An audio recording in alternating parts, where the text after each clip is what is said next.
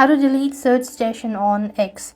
In order to delete suggestion on X or Twitter, you could either remove saved search or clear your browsing cache and cookies.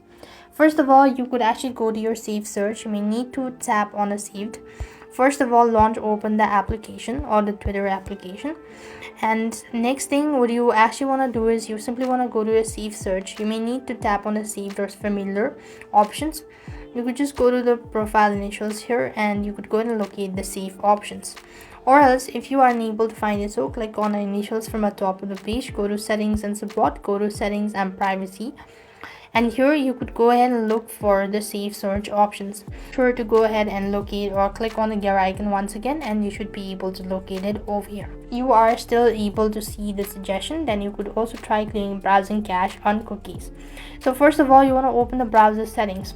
Now if you're using an application, then what you could do is you could just simply go ahead and long press the app, click on the app info icon, and here you want to go to storage and cache. Make sure to clear cache. Now clearing your storage is going to delete the data.